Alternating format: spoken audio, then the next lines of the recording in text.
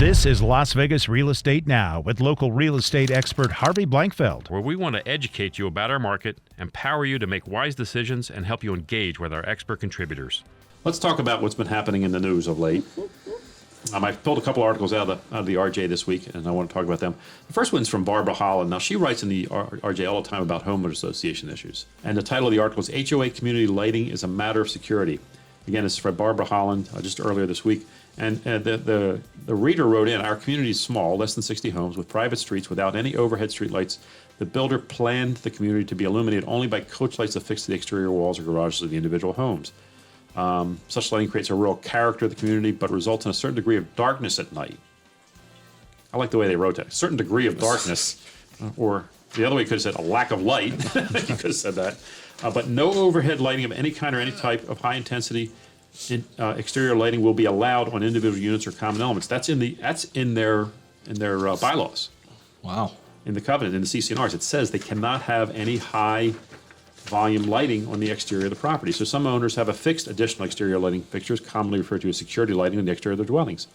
He wants to know, does Nevada revised statutes make any reference to homeowners' right to install a form of security or safety device? Now, Barbara, to her credit, at the end of the article says no, it really doesn't. There's nothing specific to lighting in the NRS. There's nothing there. However, in 1986, this is her answer. In 1986, the California Supreme Court heard a case pertaining to the lack of appropriate exterior lighting at a condominium association. I won't name it. The association board denied the architectural request by a plaintiff to install additional lighting. Under the cover of darkness in October, the plaintiff was, in fact, attacked.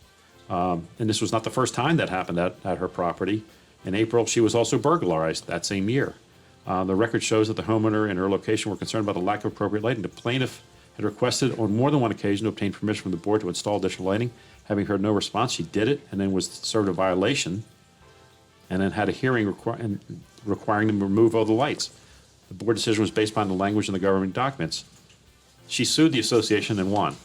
She's allowed to put the lights on her house for security reasons. I think it's important to understand HOAs do, the CC&Rs and the bylaws are there for a reason, but they can be changed. That association needs to change their CC&Rs. They need to change that and take that out because you don't want that kind of a conflict.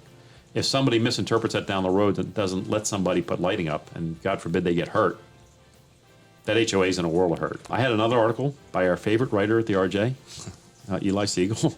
It's titled Foreclosure Ban Extension Likely to Help Struggling Las Vegans. Now, he's talking about foreclosure ban that just got extended until the end of June. And basically now homeowners can ask for help or forbearance right up through the end of this time, right through the end of June. So if you're having any difficulties paying your mortgage, contact your lender. Don't ignore this. If you take anything away from our program today, do not ignore this. If you're having difficulty paying your mortgage, contact your lender. They likely will be able to help you. In the article, Eli mentions that the White House on Tuesday announced residential foreclosures will remain blocked through June, and that homeowners now have until the end of June to enroll in so-called forbearance programs to temporarily pause or lower their payments. Now, it's important to understand that these numbers are nothing like they were in the mid-2000s, however. I want to make sure I emphasize that because some people are out there screaming doom and gloom that we're going to have a foreclosure crisis again. It's not good, but it's not like it was. No. Mortgage payments are at least 90 days late on a little over 6% of Las Vegas area home loans in November compared to 3.9% nationally. And that's up from a little over 1.5% as a normal number. Despite Las Vegas's elevated delinquency rate, a far greater share of homeowners fell behind on a mortgage during the Great Recession a decade or so around the mid-2000s. The real estate bubble burst and the broader economy tanked. As CoreLogic previously reported, 19.4% of Las Vegas area mortgages were behind 90 days. That's like 3 times as much. Right. More than 3 times as much. And that rose from 0.6% in 2006, so it was even lower going into that. Of course, remember in 2006, we were the fastest growing city in the country. And everybody was buying multiple homes. That's how we got into trouble in the first place. That's how it all happened. You've been listening to Las Vegas Real Estate Now. If you ever have a question about real estate or any of the other topics we cover, just call me off air or text me at 702-203-1165. You can also check us out on the web at lvrealestateradio.com or on our handle on social media at LV Real Estate Radio. We'll meet you on the radio next Saturday at 11 a.m. right here on the new 101.5 FM, 720 a.m. KDWN, the Talk of Las Vegas.